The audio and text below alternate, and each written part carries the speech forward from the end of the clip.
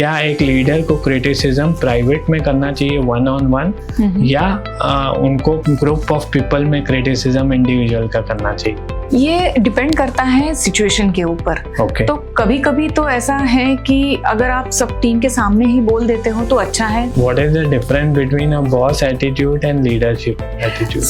So attitude में तो बहुत डिफरेंस है। एक बॉस जो है वो यही चाहेगा कि कुछ भी हो। और कई बार कुछ ऐसे इंसिडेंट भी होते हैं जैसे पॉश केसेस होते हैं। हाँ। तो ऐसे में कंपनी को या लीडर को कैसे हैंडल करना चाहिए? एंड कई बार ना लीडर्स जो मैंने देखा है ऑर्गेनाइजेशन में कि वो लेबलिंग करने लगते हैं कि like you are slow, you are unactive, you are demotivated. तो उनको डिफरेंट पर्सनालिटीज को कैसे हैंडल करना चाहिए? आपने सही कहा कि बहुत बार हम लोग क्या हो जाते हैं, जजमेंटल हो जाते हैं।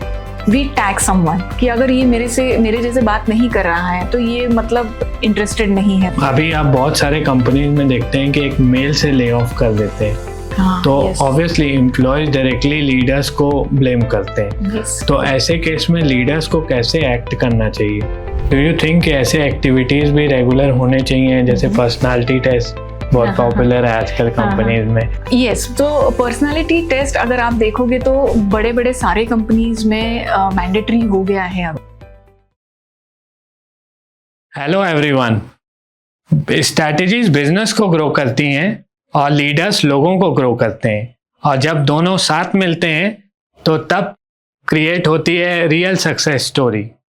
तो आज के हमारे जो गेस्ट हैं उनका 20+ ईयर्स एक्सपीरियंस है लीडरशिप में, और उन्होंने डिफरेंट फील्ड्स में अपना काम किया है like insurance, sales, people handling and knowledge management.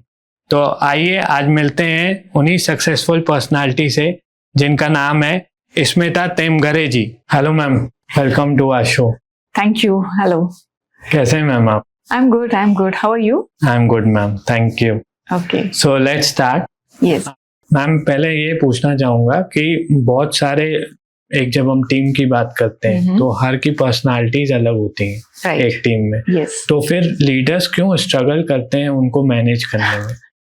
Okay, so leaders struggle इसलिए करते हैं क्योंकि वो समझते हैं कि उन्हीं की तरीके से लोगों ने काम करना चाहिए। जैसे वो काम करते हैं तो उसी तरीके से लोगों ने काम करना चाहिए, पर ऐसा हो नहीं सकता है बिकॉज हम लोग मशीन्स से काम नहीं करवा रहे हैं। उनको हम कोई प्रोग्रामिंग नहीं दे सकते हैं। जैसे हम मशीन्स को प्रोग्राम कर सकते हैं तो वैसे हम उनको प्रोग्राम नहीं कर सकते हैं।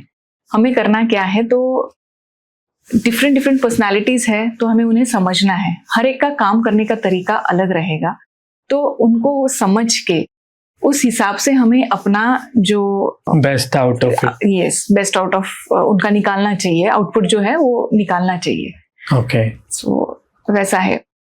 जैसे अगर हम देखें कि पहले जब मैंने मेरा करियर शुरू किया था तो I was very fast. I used to take fast decisions and I used to feel all the time energetic. मुझे ऐसे लगता था कि सबने मेरे टीम में भी ऐसे ही रहना चाहिए। तो कुछ लोग ऐसे थे कि जो ज्यादा बात नहीं करते थे, थोड़ा टाइम लेते थे। कुछ डिसीजन अगर मैं इनपुट्स वगैरह मांगती थी तो उनको थोड़ा टाइम लगता था। तो मुझे ऐसा लगता था कि ये लोग कमिटेड नहीं हैं, शायद ये लोग इंटरेस्टेड नहीं हैं। पर धीरे धीरे मुझे ये समझ में आ गया कि ऐसा नहीं है, वो उनकी पर्सनैलिटी है। वो शायद मेरे से ज्यादा डीप सोचते हैं। जैसे मैं इम्प्रॉम्प्टू सोच सकती हूँ तो वो लोग थोड़ा टाइम लेके थोड़ा डीप जाके सोचते हैं और उस हिसाब से फिर वो उनका इनपुट देते हैं। तो कभी कभी ऐसा भी होता है कि अगर हम किसी को रिटन में मांगे तो वो बहुत अच्छा राइटिंग स्किल्स अच्छी होती है। तो उनको बात करने में थोड़ी दिक्कत होती है, बट वो लिख के बहुत अच्छे से दे सकते हैं। तो ऐसा नहीं है कि उनकी कमिटमेंट नहीं होती है, ऐसा नहीं है कि उन्हें बोलना नहीं होता है, जस्ट वो है कि वो कंफर्टेबल है कि वो लिख के दे। तो ऐसी डिफरेंट पर्सनालिटीज होती हैं। तो हमें ये देखना भी चाहिए कि हमारी टीम में डाइवर्स पर्सनालिटीज हैं, तो इनमें किसमें कौन सी खूबियां हैं और उनको फिर हमें चैनलाइज करना चाहिए कि हमारी टीम का जो आउटपुट हम देख रहे हैं तो अकॉर्डिंगली अगर हम सबके स्ट्रेंथ और वीकनेसेस समझ ले और उसके बाद में अकॉर्डिंग टू देयर स्ट्रेंथ्स अगर हम लोग काम करें तो मेरे ख्याल से ज्यादा आउटपुट आ सकता है। बट मैम कई बार कंपनी में ना कॉमन गोल्स होते हैं। जैसे अगर एक टास्क अचीव करना है आपको तो पूरी टीम उस पे लेट्स से 10 पीपल उस पे ही काम कर रहे हैं। since goal is same, so how, and people have, as you said, कि people की individualities अलग हैं, personalities अलग हैं, राइट। तो फिर उस केस में वो सेम टास्क कैसे अचीव कर पाते हैं? सो देखिए, एक टास्क कभी भी होता है तो उसमें बहुत सारी चीजें हमें एक साथ करनी होती है। सो जैसे अगर मैं एक एग्जांपल दूं कि हमें प्रोजेक्ट्स में कभी कभी ऐसा होता है कि प्रोजेक्ट फिजिबिलिटी देखनी होती है, या अगर हम कोई प्रोजेक्ट लेना है, नया कोई अपॉर्चुनिटी आता है तो उसको देखना होता है कि ये अपॉर्चुनिटी हमें लेनी चाहिए, ये टाइमिंग सही है या नहीं है उस प्रोजेक्ट को लेने के लिए। तो उसमें बहुत सारे कैलकुलेशंस इन्वॉल्व होते हैं। तो अब मैं as a project head I know कि प्रॉफिटेबिलिटी वगैरह कैसे देखनी है, पर इसके लिए जो डेटा लगता है वो मुझे अकाउंट्स और फाइनेंस टीम से आता है। तो बिकॉज मुझे बाकी भी मेरा एक प्रोजेक्ट है, ऐसे मल्टीपल प्रोजेक्ट्स चालू रहेंगे तो वो पूरा ओवरव्यू मेरे पास नहीं रहता है, वो अकाउंट्स एंड फाइनेंस के पास होता है। तो उनके पास से मेरे पास डेटा आता है। तो अब जब मैं एज अ टीम बैठती हूँ उनके साथ में और हम डिस्कस करते हैं तो उससे जो रिजल्ट आता है वो बहुत अच्छा आता है। अगर कोई है, जैसे अगर मैं I am not good at number, अगर मुझे नंबर्स नहीं समझ में आते हैं, लेकिन मेरी कलीग है जो बहुत अच्छे से नंबर समझ सकती है, तो वो काम करेगी। उससे जो डेटा से जो मुझे आउटपुट निकालना है वो मैं सोच सकती हूँ। तो ये सारी चीजें होती है। या फिर कभी ऐसा होता है कि कोई प्रोडक्ट बनाना है किसी को, तो वो कोई है कि जो प्रोडक्ट विजन बहुत अच्छे से कर सकता है, और कोई है जो सेल्स बहुत अच्छे से कर सकता है, जो बात अच्छे से कर सकता है।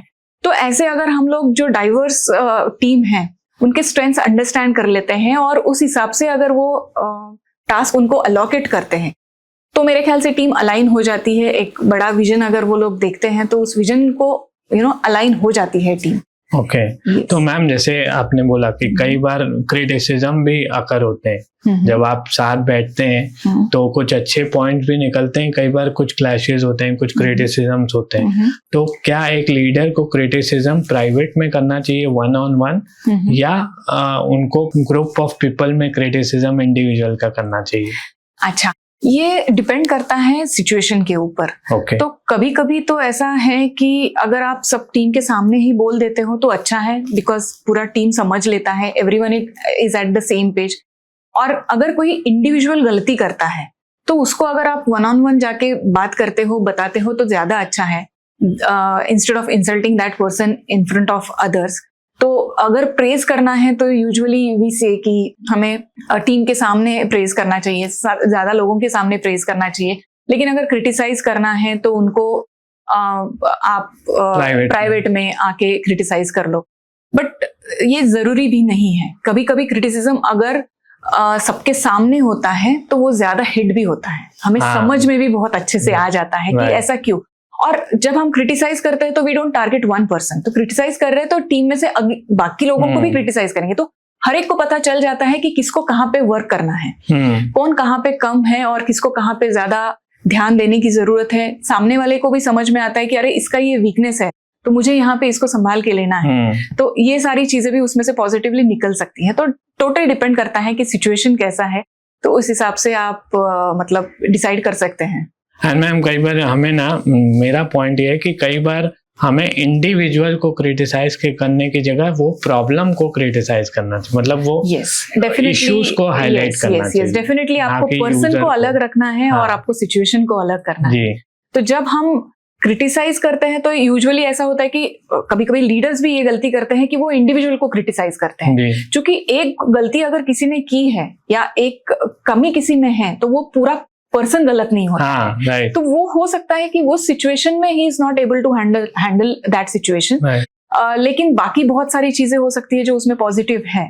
सिमिलरली अगर किसी को क्रिटिसिज्म मिलता है तो उसने भी ये सोचना चाहिए कि ये मेरे लिए नहीं है, ये इस पर्टिकुलर सिचुएशन के लिए है, ये पर्टिकुलर टास्क जो मैंने किया है उसको किसी अलग तरीके से मुझे करना चाहिए था और मैंने वो नहीं किया है, तो मुझे वहां पे अपने आप को सुधारना है।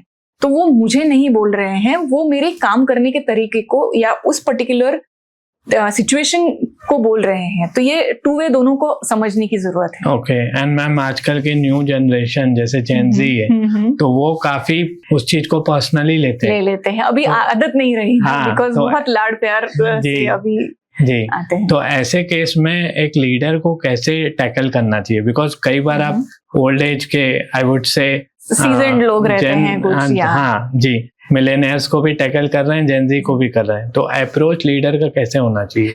अगर किसी लीडर के पास इतनी वैरायटी है तो I think it is very good, बहुत ज्यादा अच्छी बात है, बिकॉज सीजन्ड लोग जो है वो एक्सपीरियंस लेके आते हैं, पर उसके साथ में वो किसी एक पर्टिकुलर स्ट्रक्चर में कभी कभी फंस जाते हैं। और अगर आपके पास फ्रेश टैलेंट आ रहा है, मतलब जेनजी आ रहा है, तो उनके पास टेक्नोलॉजी भी आती है उसके साथ में, बहुत सारी चीजें ऐसी हैं कि वो एक फ्रेश पर्सपेक्टिव लेके आते हैं, फ्रेश माइंडसेट से आते हैं, तो नया कुछ तो लेके आते हैं वो अपने साथ में। तो अगर ये दोनों चीजें एक साथ काम करती हैं, अगर ये अलाइन होके काम करेंगे, तो उससे बेटर तो कोई चीज हो नहीं सकती है। बट यस, वो लीडर को थोड़ा सा आई विल से कि have to tweak their leadership style. उनको थोड़ा समझ के लेना है कि अगर नया सिचुएशन, मतलब नए बंदे आ रहे हैं, तो उनकी मोटिवेशन क्या है, उन्हें क्या चाहिए। तो थोड़ा हमारा जो ट्रेडिशनली जो सिस्टम्स चलती आ रही है, तो उनको थोड़ा लीवे देना पड़ेगा, ट्विस्ट करना होगा, थोड़ा सा करना पड़ेगा उसको ट्विस्ट। जी मैम, मैंने रिसेंटली एक मेरे फ्रेंड ने मुझे केस बताया, he is into leadership role एक कंपनी में, तो उनको एक जेनजी ने कहा कि सर 7 बज गए, मुझे जाना है, एंड ही सेड कि आपको काम कंप्लीट करके जाना है। तो बट वो बोले नहीं सर 7 बजे हो गए, मुझे जाना है। तो that's why he it's hits in his mind also कि नहीं यार, ये देखो मेंटल हेल्थ पे ध्यान दे रहा है और मैं still doing the following the process. Right, नहीं अभी कैसा है कि अगर वो जेनजी पर्सन है, वो 7 बजे अगर निकलना चाहता है और उसने अगर 7 बजे तक अपना जो डेली टास्क है वो कंप्लीट कर दिया है जी, तो मतलब हमें उसको एक्सेप्ट करना भी पड़ेगा। okay. तो ये जो हमारी ट्रेडिशनल थॉट प्रोसेस है, इसको कहीं ना कहीं हमें चेंज करना पड़ेगा कि अगर कोई लेट तक काम कर रहा है, इसका मतलब वो बहुत ज्यादा काम कर रहा है, और कोई जल्दी जा रहा है तो वो कम काम कर रहा है। तो ये ट्रेडिशनल चीजें अभी काम नहीं करेंगी, बिकॉज जेनजी के पास टेक्नोलॉजी आ गई है, they know how to quickly finish their work. तो वो तो है कि हमें थोड़ा समय के साथ बदलना भी पड़ेगा, और ये सारी चीजें जो है कि बहुत देर तक रुकते हैं, तो इसका मतलब हम बहुत ज्यादा काम कर रहे हैं। या अगर मैं आपका फोन रात के 10 बजे भी उठाती हूँ, आपको रिप्लाई करती हूँ, इसका मतलब मैं बहुत कमिटेड हूँ, और अगर कोई नहीं करता है वैसे, तो शायद हम थोड़ा गलत जा रहे हैं, बिकॉज कमिटमेंट तो फैमिली की तरफ भी है, कमिटमेंट तो पर्सनल कमिटमेंट्स भी होती है हर किसी की। तो हमें ये देखना पड़ेगा, वी हैव टू अंडरस्टैंड। तो ये 2 वे है, जेनजी को भी थोड़ा समझना पड़ेगा कि कभी कभी सिचुएशन डिमांड करती है, तो you can not go according to rule books. हमेशा आप रूल बुक को देख के नहीं चल सकते हैं, तो वो थोड़ा दोनों तरफ से होगा, बैलेंस होगा। और कैसा है कि सिस्टम में कोई आता है तो उसको थोड़ा टाइम भी तो लगता है ना सेट होने के लिए, थोड़ा उसको सारी चीजों को अंडरस्टैंड करने के लिए, क्योंकि जेनजी है तो फर्स्ट या सेकंड जॉब होगा, तो थोड़ा इमैच्योरिटी भी रहती है। तो with age and with experience वो थोड़ा थोड़ा चेंज आ जाता है लोगों में। ओके, एंड मैम ये तो लीडर एंड इंडिविजुअल की बात हुई, कई बार एक टीम में इंडिविजुअल क्लैशेस भी होते हैं, राइट। तो ऐसे केस में एज अ लीडर आपको कैसे हैंडल करना चाहिए? या तो इंटरवीन करिए या तो फिर उनको let them solve. So what is your approach?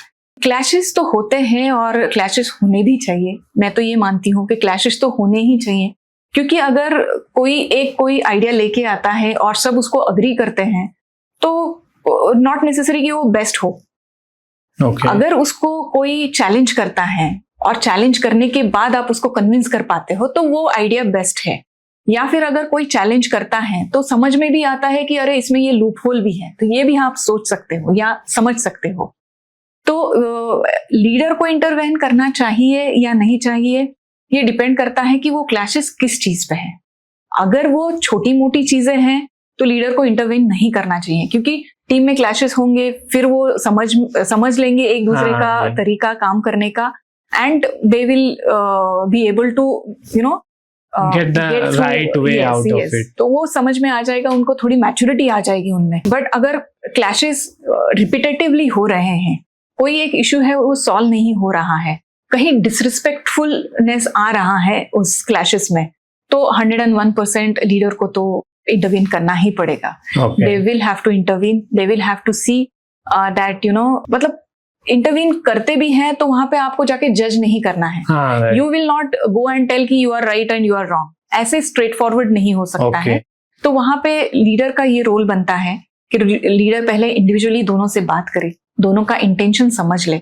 कभी कभी ऐसा होता है कि दोनों लोग जो है वो चाहते हैं टीम के लिए बेस्ट आए, पर दोनों का तरीका अलग होता है. हाँ जी. सो एक बारी वो दोनों से इंडिविजुअली बात कर ले, फिर एक साथ दोनों को लेके बैठे, उसके बाद उनको बताएं कि हमारा पर्पस क्या है, where are we heading towards. तो एक बार अगर वो गोल बड़ा हो जाता है, वो बड़ा गोल दिख जाता है इन लोगों को, तो ईगोस तो छोटे हो जाते हैं. हाँ, राइट. तो नहीं, ये फैक्ट बोला मैम आपने. yes. कि क्रिटिसिज्म हमेशा पॉजिटिव हो तब तक ठीक है. yes. जहाँ पे या इंटेंशनली पॉजिटिव हो, जहाँ पे वो ईगो साइड आ जाता है तो फिर वो रॉन्ग हो जाता है. तो वो थोड़ा हमें कंट्रोल करना है. और मोस्ट ऑफ द टाइम अगर आप देखोगे तो मोटिवेटेड टीम जो होती है तो उनके पास एक कोई कॉमन गोल है. वो गोल से अगर सब लोग अलाइंड है तो ईगो क्लैशेस थोड़े कम ही होते हैं.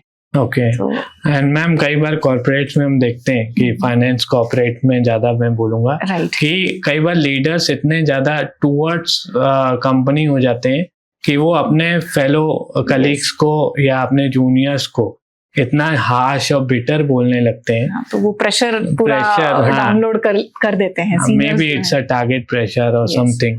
तो क्या आप उसको सही मानते हैं?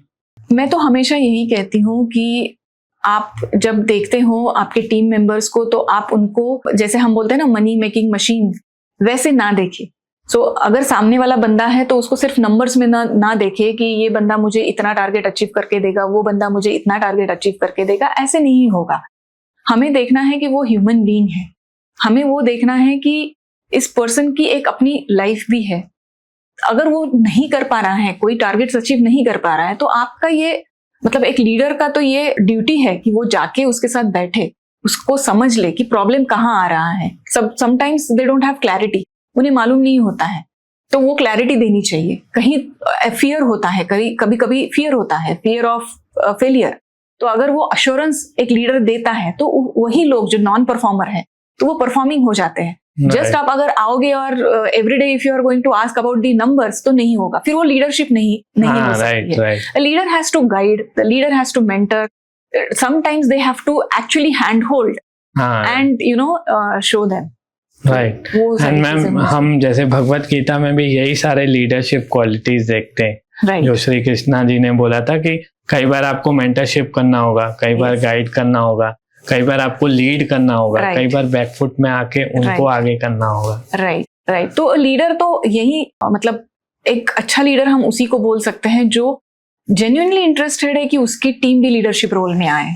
एक लीडर का काम ही ये है कि वो नए नए लीडर्स बनाए. हाँ जी. तो वो लीडरशिप का बहुत इंपॉर्टेंट पहलू है. और मोस्ट ऑफ द टाइम जो बॉस कैटेगरी से लोग आते हैं या मैनेजरल कैटेगरी से लोग आते हैं जो लीडर्स नहीं जिनको बोल सकते हैं हम लोग, just because they are at authoritative position we can not call them as leaders. तो ये डिफरेंशिएशन तो होना ही चाहिए कि कि एक लीडर है तो लीडर को सामने वाले को समझना है एज ए ह्यूमन बीइंग, उसको कल्चर करना है, उसको डेवलप करना है और वहां से फिर वो आउटपुट आएगा. तो मैम इसी पे मेरा कनेक्टेड क्वेश्चन है कि what is the difference between a boss attitude and leadership attitude? So attitude में तो बहुत डिफरेंस है. एक बॉस जो है वो यही चाहेगा कि कुछ भी हो, एट एनी गिवन पॉइंट मुझे ये टारगेट दिया गया है, वो मुझे कंप्लीट करना है. Most of the time bosses are people those who want to take the credit, या उन्हें वही लोग पसंद है जो उनसे अलाइंड है, उनके थॉट प्रोसेस से अलाइंड है. लेकिन ऐसा नहीं होता है. कभी कभी क्या होता है कि हर एक इंसान का काम करने का तरीका अलग होता है. तो एक लीडर जो है वो समझता है कि ये बंदे के स्ट्रेंथ्स क्या है, ये बंदे के वीकनेसेस क्या है. तो जहाँ पे स्ट्रेंथ है तो मुझे वहां पे उनको ज्यादा से ज्यादा अपॉर्चुनिटीज देनी है. जहाँ पे वीकनेस है तो वहां पे मुझे कहीं ना कहीं उसको या तो कोई सपोर्ट देना है, तो कोई बड़ी कल्चर लेके आ सकते हैं, या फिर कहीं खुद को इनिशिएटिव लेना है और उसका वो जो प्रॉब्लम है वो सॉल्व करके देना है. तो bosses are self centric, I will say. Leader are always interested in the growth of the team, या सामने वाले के ग्रोथ में ज्यादा इंटरेस्टेड है. तो मैम ऐसे सिचुएशन में एक लीडर को बहुत टेम्परामेंट का ध्यान देना चाहिए क्या? हाँ, वो तो है कि बहुत सारे टाइम पे ऐसा होता है कि लीडर जो कह रहे हैं, जो बोल रहे हैं, वो टीम को समझ में नहीं आता है। ओके। क्यों नहीं समझ में आता है? बिकॉज वो बिगर पिक्चर जो आपने देखा हुआ है वो शायद उनको नहीं पता है। हाँ जी। कभी कभी पता नहीं होता है, या बताने के बाद भी समझ में नहीं आता है, या फिर एक्सपीरियंस नहीं होता है उतना जहाँ पे वो सेम पेज पे हाँ जी, राइट। तो ये वो मॉड्यूल्स में देखते हैं और वो वाइडर यस तो एक लीडर जो होता है तो उसको बहुत सारी चीजों को एक साथ लेके आना होता है। तो जैसे हम ऑर्केस्ट्रा देखते हैं तो वहां पे बहुत सारे इंस्ट्रूमेंट्स होते हैं, राइट। और वो different instruments at different pitch पे काम करते हैं। तो वी हैव टू सी कि कहाँ पे किसको एक्टिव करना है, कहाँ पे किसको लो करना है। तो लीडर का काम वही है जी, राइट। एंड कई बार ना लीडर्स जो मैंने देखा है ऑर्गेनाइजेशन में कि वो लेबलिंग करने लगते हैं कि like you are slow, you are unactive, you are demotivated. तो उनको कैसे डिफरेंट हैंडल करना चाहिए, लाइक डिफरेंट पर्सनालिटीज को कैसे हैंडल करना चाहिए? आपने सही कहा कि बहुत बार हम लोग क्या हो जाते हैं, जजमेंटल हो जाते हैं।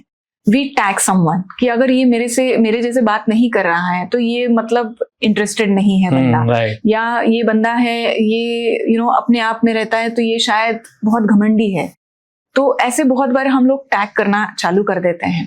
पर इससे होता क्या है ना कि हम उनमें जो पोटेंशियल है उसको एक्सप्लोर करना मतलब right. वो क्या बोल सकते हैं, वो एक अपॉर्चुनिटी को खो देते हैं। हमें ऐसा नहीं करना चाहिए। अगर कोई स्लो है तो शायद उसका वर्किंग स्टाइल ये है कि वो बहुत सारी रिस्क वगैरह जो है उसको एनालाइज करके वो बंदा कोई डिसीजन लेता है जी। राइट जैसे इंट्रोवर्ट और एक्सट्रोवर्ट में हम लोग ये बहुत बारी देखते हैं कि एक्सट्रोवर्ट है तो वो फटाफट बोल देगा, आप जो बोलेगा उसको रिस्पॉन्स इमीडिएट मिलेगा। बट कोई इंट्रोवर्ट है तो वो उतना ज्यादा बात नहीं करेगा, वो इतना इमीडिएटली आपको रिस्पॉन्ड नहीं करेगा। तो फिर ऐसे हो जाता है कभी कभी कि आपको ऐसे लगने लगता है कि नहीं ये बंदा है ये काम करता है, ये बंदा है ये शायद इंटरेस्टेड नहीं है।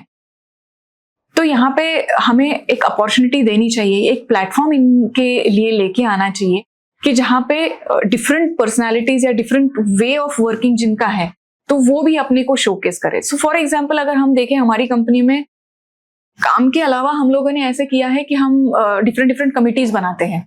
जैसे एक सेलिब्रेशन कमेटी बना दी, एक डिसिप्लिन कमेटी बना दी, ये अलग अलग कमेटी बनाते हैं और इसमें डाइवर्स पर्सनालिटी के लोगों को हम लोग लेके आते हैं। तो इससे होता क्या है, एक तो जो बंदा इंट्रोवर्ट है उसको एक सेफ स्पेस मिल जाता है कि अरे मैं ये कर सकता हूँ, जहां पे मुझे टारगेट के ऊपर नहीं जज किया जा रहा है। पर ये क्या है, एक सेलिब्रेशन कमेटी है तो यहाँ पे मुझे सेलिब्रेशन करना है तो वहां पे I can be my self. वहां पे मुझे ये नहीं है कि मैं कोई टेक्निकल गलती कर रहा हूँ या क्लाइंट फेसिंग कोई गलती कर रहा हूँ, नहीं, ये तुम्हारे नोन स्पेस में आप खेल रहे हो, कंफर्ट फील कर रहे हैं। तो वो कंफर्ट आ जाता है, तो टीम बॉन्डिंग भी हो जाता है उसमें, और टीम को एक साथ कैसे काम करना है, एक दूसरे के वीकनेसेस और स्ट्रेंथ समझ में आते हैं। तो वो लीडर का काम है कि वो ऐसे नए नए अपॉर्चुनिटीज लेके आए जहाँ पे डिफरेंट पर्सनालिटी के लोग जो है वो आए और अपने आप को कंफर्टेबल फील करे, और उसी से मेरे ख्याल से टीम डेवलप होती है और अच्छे आउटपुट्स देती है। तो मैम जैसे ये तो फैक्ट है कि आप बीइंग अ एक्सट्रोवर्ट आप ज्यादा हाईलाइट होते हैं एंड बीइंग एन इंट्रोवर्ट आप हमेशा बैक सीट में रहते हैं, राइट। तो फिर ऐसे केसेस में आप बीइंग अ लीडर ये कॉन्शियसली डिसीजन ले पाते हैं कि नहीं अभी ये इंट्रोवर्ट है तो मुझे इसको पुश करना है, एंड ये एक्सट्रोवर्ट है तो इसको बैलेंस आउट करना है, राइट। यस, ये बहुत इंपॉर्टेंट है। तो हम क्या करते हैं हमारे ऑफिस में, most of the time what we do is कि हम हमारे मीटिंग्स का एजेंडा जो रहता है उसको पहले से ही दे देते हैं। तो जो इंट्रोवर्ट है उनको थोड़ा टाइम मिलता है, they can think over it, अपने इनपुट्स वो लिख के लेके आ सकते हैं। सो वी प्रमोट दैट कि आप अपने इनपुट्स लिख के लेके आओ। तो क्या होता है, या तो आप रिटर्न में ही मुझे इनपुट्स दे देते हो, या फिर आपके पास रिटर्न है तो आप कॉन्फिडेंटली मीटिंग में आपके इनपुट्स दे सकते हो। तो ऐसे अलग अलग तरीके आपको लेके आने पड़ेंगे आपके वर्किंग स्टाइल में, आपके टीम को उस हिसाब से थोड़ा अलाइन करना पड़ेगा, where these people also get an opportunity. तो ऐसे होता है कि most of the time meetings में हम लोग इंडिविजुअली हर एक को बात करने का मौका देते हैं, और उसके बाद में वी डू नॉट जज दैट पर्सन, ओके। तो वो एक कल्चर हमारे ऑफिस में हम लोग कॉन्शियसली फॉलो करते हैं, तो उससे क्या होता है कि हर किसी को एक अपॉर्चुनिटी मिलती है. It is not that there are only few people those who will make the noise and उन्हीं के हिसाब से पूरे डिसीजंस ले राइट, ऐसा नहीं होता. हाँ, डिसीजन इन्फ्लुएंस नहीं होता. Right. So we definitely consider हर एक बंदे का इनपुट क्या है, तो वी ट्राई एंड उनको थोड़ा यस तो थोड़ा हम लोग उनको मोटिवेट करते हैं कि वो आए और थोड़े अपने इनपुट्स दे. हो सकता है बातों में नहीं तो एटलीस्ट रिटर्न में तो आ जाए वो इनपुट्स. ओके. एंड मैम अभी क्या हो गया है कि हाइब्रिड मोड बहुत सारे कंपनीज में, स्पेशली आईटी कंपनीज में है, तो फिर उसमें पहले before Covid it was complete offline and अभी हाइब्रिड है, कुछ जगहों पे ऑनलाइन है. तो फिर लीडर्स अपने आप को कैसे अडॉप्ट करते हैं वैसे सिनेरियोज में? ओके, ये थोड़ा चैलेंजिंग हो जाता है कि जब आपके पास कोई इन पर्सन बंदे नहीं हैं तो उनको हैंडल करना थोड़ा सा डिफिकल्ट हो जाता है, लेकिन मेरे ख्याल से उसके अपने कुछ बेनिफिट्स भी हैं. ओके. तो जो टाइम और एनर्जी सेव होता है, जो टू एंड फ्रो, आज तो अब तो जानते हो कि traffic and all this scenarios तो कितने हैं, तो उसके भी कुछ बेनिफिट्स आते हैं. और एज अ लीडर अगर आपके पास क्लैरिटी है, टीम के पास क्लैरिटी है कि उनको करना क्या है, उनका जो रोल है उसके हिसाब से अगर क्लैरिटी है, तो मेरे ख्याल से आउटपुट आने में कोई प्रॉब्लम नहीं आती है. ऑफलाइन वर्क उन्हीं को दिया जाता है जिनका ऑफलाइन वर्क हो सकता है. जैसे मोस्ट ऑफ द टाइम अगर ऑनलाइन काम है तो, बट अगर टीम मीटिंग्स वगैरह है तो दे डू कॉल. तो बॉडी लैंग्वेज भी मैटर करता है मैम?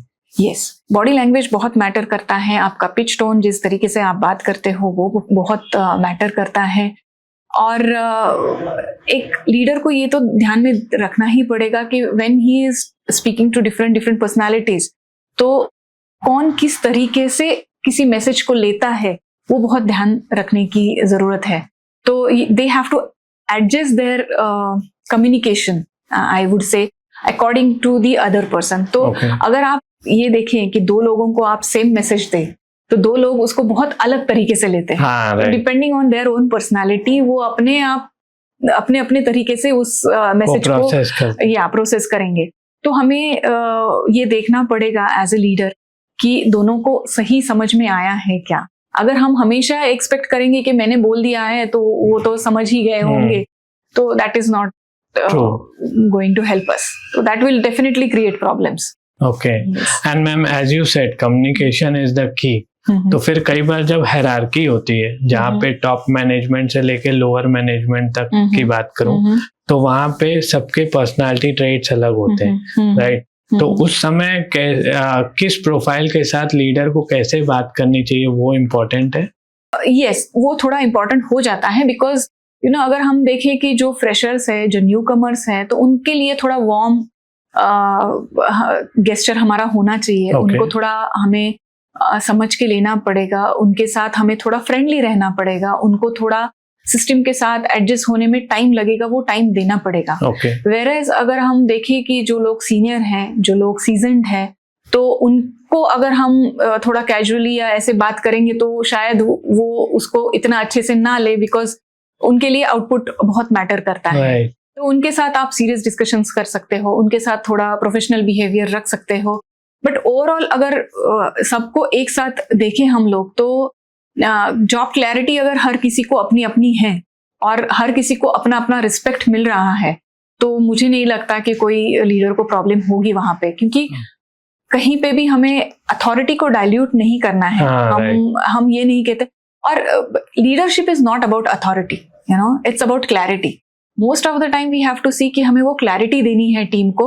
अथॉरिटी की तो जरूरत ही नहीं पड़ती. Once the team is aligned to the goal, आपको उनको सिर्फ गाइड करना है, उनके पीछे नहीं लगना है. तो माइक्रो मैनेजमेंट करने की जरूरत नहीं पड़ती है आपको. हाँ, वो मुझे लगता है कि वो एक माला है, आपको सिर्फ एक नॉड बनना है, right? And itself they are complete. कहीं अगर कुछ स्क्रू अप हो जाता है तो आपको सिर्फ उसको ज्वाइन करना है, राइट? तो वही एक लीडर का काम है. और हमें ये देखना ही होगा कि हम किसी को टैग नहीं करें, हम किसी पर्सन को बॉक्स में ना डाले. तो उससे क्या होगा कि हम उनको एक्सप्लोर कर पाएंगे कि ये बंदा खुद नहीं समझ पा रहा है कि ये मैं कर सकता हूं, पर अगर हम उसको वो टास्क दे तो शायद हमें भी सरप्राइज मिले और उसे भी सरप्राइज मिले। हाँ, डेफिनेटली। यस, तो एक्सपेरिमेंट करते रहना चाहिए, right. Because we all are human beings. हम डिफरेंट सिचुएशंस में डिफरेंट तरीके से काम करते हैं। हम एवरीवन वांट्स टू ग्रो, तो अगर सही सेम काम करते रहेंगे हम लोग तो हमें भी बोर हो जाएगा उसको लेके। तो अगर हम उनको नए नए अपॉर्चुनिटीज देते हैं, उनको डिफरेंट वेज में अगर उनको एक्सप्लोर करने का मौका देते हैं, तो definitely people will be more interested being with us. Okay, and ma'am do you think ऐसे एक्टिविटीज भी रेगुलर होने चाहिए, जैसे पर्सनालिटी टेस्ट बहुत पॉपुलर है आजकल कंपनीज में, तो इससे उनकी रियल पर्सनालिटी बाहर आती है? यस, तो पर्सनालिटी टेस्ट अगर आप देखोगे तो बड़े बड़े सारे कंपनीज में मैंडेटरी हो गया है अभी। Everyone goes for these personality test and these are good test. मतलब अच्छा खासा आपको उस बंदे के बारे में इंफॉर्मेशन आ जाता है। बट आई विल से कि हमें उसको बहुत ओवर सीरियसली नहीं लेना चाहिए, क्योंकि ultimately this is something which is a structured thing, और ह्यूमंस कभी वैसे के वैसे नहीं रहते हैं। उनमें बदलाव आते रहते हैं। तो हमें ये देखना ही पड़ेगा कि कौन सी सिचुएशन में वो बंदा टेस्ट दे रहा है, उसका सिचुएशन क्या था, उसका उस टाइम पे थॉट प्रोसेस क्या था। तो उस हिसाब से उसके कॉन्शियस हो जाते हैं। या कभी कभी लोग कॉन्शियस भी हो जाते हैं, कभी कभी क्वेश्चंस ही नहीं समझ में आते हैं।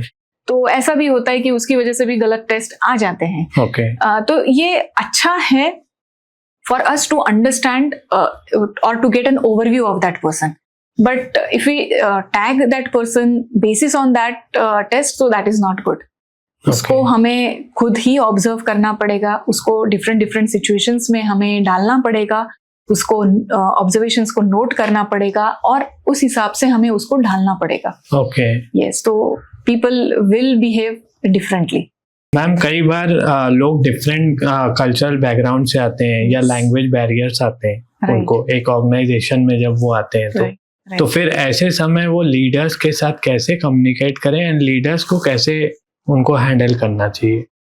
या अभी तो बहुत ऐसा हो रहा है कि we are getting lot of people from rural areas, या जिनका कोई वर्नाक्युलर स्कूलिंग हुआ है, तो हिंदी मीडियम से आते हैं या कहीं अलग अपने अपने स्टेट से लैंग्वेजेस को ज्यादा वो लोग प्रेफर करते हैं। तो होता क्या है कि मोस्ट ऑफ द टाइम अगर वो एक बड़े कॉर्पोरेट में आ जाते हैं जहाँ पे बहुत ज्यादा इंग्लिश स्पीकिंग या ऐसा कल्चर है, तो वो थोड़े से शेल में चले जाते हैं जी। तो एज ए लीडर आपको इसको बहुत ही इंपॉर्टेंस देना चाहिए, बिकॉज कम्युनिकेशन क्या है कि कम्युनिकेशन आप किसी भी लैंग्वेज में करो, communication has nothing to do with the language. तो आप किसी भी लैंग्वेज में बात करो, आपका अगर मैसेज अच्छे से कम्युनिकेट हो रहा है तो दैट इज इम्पोर्टेंट। और ये कॉन्फिडेंस आपको आपके जो टीम मेंबर्स है इनमें लाना पड़ेगा। अगर every time you are trying कि वो सब फ्लैशी ही हो रहा है, तो ऐसे बंदे कभी भी खुल के बाहर नहीं आएंगे। ऐसे टीम मेंबर्स जो है वो शेल में चले जाते हैं, वो लो ऑन कॉन्फिडेंस चले जाते हैं। तो टेक्निकल नॉलेज कितना भी अच्छा हो उनका, तो भी वो अपने आप को कहीं ना कहीं कम समझना चालू कर देते हैं। तो मेरा तो यही मतलब हम ऑफिस में तो ये कल्चर फॉलो करते हैं कि आपको जिस भी लैंग्वेज में एक्सप्रेस करना है आप उस लैंग्वेज में एक्सप्रेस कर सकते हो। अगर कहीं हमें कुछ ईमेल लिखना है, किसी चीज पे अगर इनपुट्स देने हैं, तो हम अलाउ करते हैं कि आप जिस भी लैंग्वेज में कंफर्टेबल हो आप उस लैंग्वेज में बात कर सकते हो। तो उस टाइप का कल्चर हमें लाना पड़ेगा। तो या बिकॉज अगर हम देखें कि डिफरेंट अगर कोई साउथ से आता है तो उसका इंग्लिश अलग है, कोई नॉर्थ से आता है उसका इंग्लिश अलग है, सो कोई बंगाली है उसका इंग्लिश भी अलग है। तो लैंग्वेज अगर सेम भी है तभी भी प्रोनाउंसिएशन, एक्सेंट अलग होते हैं। और जब आप डिफरेंट कल्चर से आते हो, कल्चरल बैकग्राउंड से आते हो, तो कभी कभी ऐसा हो जाता है कि कुछ वर्ड्स ऑफेंसिव हो जाते हैं दूसरे कल्चर में।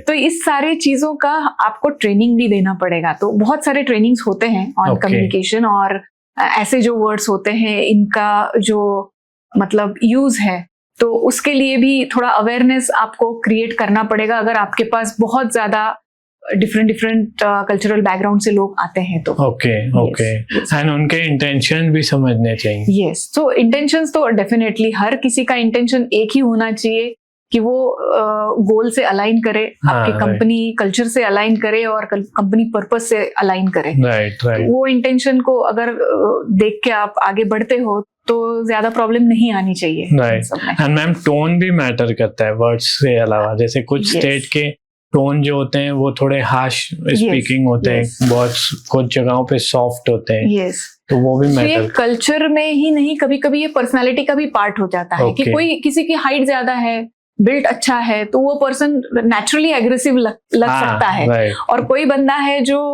एकदम सॉफ्ट स्पोकन है, तो उसको कभी कभी सीरियसली नहीं ले लोग, ऐसे भी हो सकता है। तो इसके लिए बहुत सारा ट्रेनिंग और यही मतलब काम में आता है। बहुत ज्यादा आपको अवेयरनेस इसके बारे में थोड़ा सा करना पड़ेगा टीम में, और इनको ट्रेन करना पड़ेगा इन सब चीज के लिए। ओके। एंड मैम आजकल जैसे हमारा समाज आगे बढ़ रहा है, तो कई बार कुछ ऐसे इंसिडेंट भी होते हैं जैसे पॉश केसेस होते हैं, तो ऐसे में कंपनी को या लीडर को कैसे हैंडल करना चाहिए? I think leader has to be very cautious, because ये बहुत ज्यादा इम्पोर्टेंट है, क्योंकि यहाँ पे डायरेक्टली किसी के रिस्पेक्ट का सवाल है, यहाँ पे कल्चर का सवाल है, यहाँ पे डिसिप्लिन का सवाल है, और इसके ऊपर कॉम्प्रोमाइज नहीं होना चाहिए। मतलब कितना भी परफॉर्मिंग पर्सन हो या किसी भी पोजीशन पे कोई पर्सन हो, इन चीजों पे कॉम्प्रोमाइज नहीं होना चाहिए और इन चीजों को बहुत सीरियसली लेना चाहिए। तो कभी कभी हम लोग बोलते हैं अरे नहीं, उसने तो ऐसे ही मजाक मजाक में बोल दिया होगा, उसकी तो आदत ही है, वो तो मतलब उसका नेचर ही ऐसा है। But this should not. अगर कोई ऑफेंड हो रहा है तो it has to stop immediately. तो वो तो लीडर को मतलब उसके ऊपर बहुत ज्यादा स्ट्रिक्ट रहना ही होगा। उस बारे में there shouldn't be any compromise. Okay, yes. And ma'am कई बार क्या होते हैं, हायर मैनेजमेंट लीडर्स के या अपने जो टीम लीड से बात नहीं करते कई बार, तो क्या होता है वो मिस अलाइनमेंट होता है कम्युनिकेशन की वजह से। Just they follow the orders, they give TL used to follow the order, तो इससे टीम को गलत मैसेज जाता है क्या? या जैसे मैंने बोला कि leadership is all about giving clarity. अगर आपको बिग पिक्चर क्या है, बड़ा पिक्चर क्या है, ये मालूम ही नहीं है, आप जो काम कर रहे हो वो क्यों कर रहे हो, उसका आउटपुट क्या एक्सपेक्टेड है, ये जब तक एंड पर्सन तक नहीं मालूम है, आपके मतलब क्या बोल सकते हो, आपका लास्ट पर्सन जो है हायरार्की में, उस तक आपका पर्पस कंपनी का जो है, उस कल्चर जो है, वो वहां तक पहुंचना चाहिए।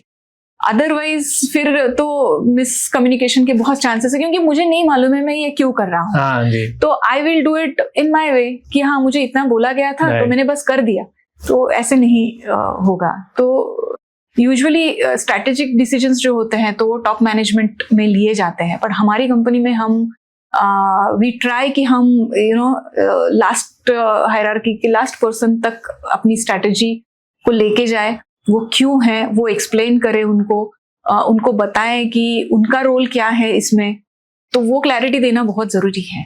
Okay, yes. तो कम्युनिकेशन जो है अक्रॉस सारे लेवल्स पे कम्युनिकेशन एंड टू एंड होना चाहिए। ओके, अभी आप बहुत सारे कंपनीज में देखते हैं कि एक मेल से ले ऑफ कर देते हैं, तो ऑब्वियसली एम्प्लॉयज डायरेक्टली लीडर्स को ब्लेम करते हैं। तो ऐसे केस में लीडर्स को कैसे एक्ट करना चाहिए?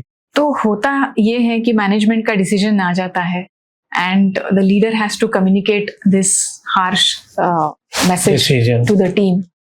तो इस केस में ज्यादा तो लीडर के हाथ में कुछ होता नहीं है, बट आई विल से कि एज अ लीडर आप जितना हो सके उतना अगर मैनेजमेंट को कन्विंस करे कि these are human beings, these are people, those who have families, they have some commitments, तो अगर उनका रोल चेंज करके अगर उनको अकोमोडेट किया जा सकता है, तो वैसे अगर उनको कोई नया प्रोफाइल दिया जाए या अगर उनको स्टैंड बाय पे रखे और स्ट्रैटेजिक डिसीजन कोई ऐसा ले कि जहां पे हम लोग कहीं और कॉस्ट कटिंग करें, तो मेरे ख्याल से इट विल बी बेटर। अगर सब कुछ ट्राई करने के बाद भी ये मैसेज देना ही है, तो it has to be given in such a way कि सामने वाले बंदे को ऑफेंड ना हो या उसको जो शॉक जैसे ना आए, या don't do it mechanically. Hard talk है, जाके करना ही है आपको, but do it in a way where you take the responsibility, आप ओनस ले लो उस चीज का।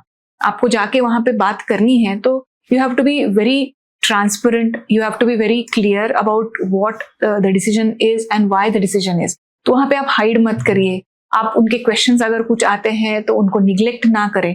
You be there, you be there for them to understand, for them to वो जो न्यूज आपने दी है उसको प्रोसेस करने के टाइम पे आप साथ में रही हैं, क्योंकि इतने दिन आपको उन्होंने साथ दिया है. और हो सकता है दुनिया गोल है, समय वैसे ही नहीं रहता है, बदल जाता है, तो कहीं ना कहीं फिर हम मिल भी सकते हैं. हाँ, वो इंटेंशन प्योर होने चाहिए. अगर इंटेंशन प्योरली दिखते हैं ना आपके एम्प्लॉयज को, तो उनको भी लगता है कि नहीं, ये कुछ तो जेन्युइन कंपनी प्रॉब्लम है, that's why company is taking this decision. तो आपको उतना ट्रांसपेरेंसी रखना ही होगा उनके साथ, उनको कॉन्फिडेंस में लेके आपको बात करना होगा. और जब वो लोग देखते हैं कि इन्होंने मेरे लिए बहुत ज्यादा ट्राई करा है, इन्होंने मेरे लिए बहुत सारे एफर्ट्स भी लिए हैं, बट अभी सॉल्यूशन नहीं है दूसरा कोई, तो वो समझ भी लेते हैं. तो वो हमें थोड़ा संभल के. तो लीडर्स को, इनफैक्ट अगर टीम लीड की बात करूं या मैनेजर्स की बात करूं, तो वो उनको एचआर के साथ भी कोऑर्डिनेट अच्छा करना चाहिए, राइट? यस, एचआर के साथ में कोऑर्डिनेट करना चाहिए, because most of the time क्या होता है कि अगर वो उनका कम्युनिकेशन प्रॉपर नहीं है तो हायरिंग कभी कभी गलत हो जाता है. गलत हायरिंग होने के बाद then there are lot of other problems. So उन सबको अगर आपको अवॉइड करना है तो आपको एक तो जॉब रोल जो है वो बहुत क्लियर एचआर को देना है. आपके एक्सपेक्टेशंस क्या है वो एकदम क्लियरली एचआर तक जाने चाहिए. And when they are hiring, तो it is better that you also be present in one of the hiring process. तो उस हिसाब से अगर उनके साथ आप अच्छे से कोऑर्डिनेट कर लेते हो तो it is always easy. And HR का काम सिर्फ हायरिंग का ही नहीं होता है, उसके बाद में भी जो प्रोसेसिंग होता है, किसी एक नए एम्प्लॉय को आने के बाद सिस्टम में उनको कंफर्टेबल करवाना, उनकी सारी चीजें जो है उनको अवेयर करवाना कंपनी के कल्चर के बारे में, कंपनी के रूल्स रेगुलेशंस के बारे में, ये सारी भी रिस्पॉन्सिबिलिटी एचआर की होती है. So induction becomes very important in this case. So वो मेरे ख्याल से वो जो हैंड होल्डिंग है एचआर का, और उसके बाद में उनको जो भी रिस्पेक्टिव डिपार्टमेंट्स है उनको हैंड ओवर करना है उनको, तो वो प्रोसेस बहुत अच्छे से होना चाहिए. ओके. मैम, एक लास्ट एडवाइस आप स्ट्रगलिंग लीडर्स को देना चाहेंगे या न्यू लीडर्स को देना चाहेंगे? मैं लीडर्स को यही बोलूंगी कि आपको ट्रांजैक्शनल नहीं रहना है, ट्रांसफॉर्मेशनल होना होगा. In any leadership position you have to take initiatives. आपको खुद को बहुत ज्यादा इनिशिएटिव लेना पड़ेगा, तभी आपकी टीम आपको फॉलो करेगी. और ये आपको हमेशा ध्यान में रखना होगा कि मेरे पास बहुत अलग अलग बैकग्राउंड से लोग आने वाले हैं, अलग अलग कल्चर से लोग आने वाले हैं, तो हमें ईच इंडिविजुअल को डिफरेंटली ट्रीट करना है. मुझे थोड़ा आगे जाना है उस जॉब पोजीशन से, जॉब रोल से, और उनको एक एज ए ह्यूमन बीइंग समझना पड़ेगा. पहले उनके लिए मुझे ये देखना होगा कि वो क्या चाहते हैं, उनकी कौन सी नीड्स है, उन नीड्स को मुझे पहले सेटिस्फाई करना पड़ेगा. तभी जाके वो अलाइन होंगे कंपनी के साथ, कंपनी के पर्पस के साथ, और टीम जो है उसके साथ में. तो new leaders have to be first be human themselves and treat the other people also as a human being. Okay. Yes. Ma'am, बहुत अच्छा लगा एंड थैंक्स फॉर कमिंग. आप आए एंड होपफुली हम फ्यूचर में और अच्छे ऐसे एपिसोड करेंगे जो बहुत इंसाइटफुल होंगे. Thank you for inviting me. I hope कि जो हमारे व्यूअर्स हैं उनको इसमें से कुछ अच्छे इनपुट्स मिले. And once again thank you. मुझे भी बहुत मजा आया यहाँ पे ये सब डिस्कशन करके. Thank you.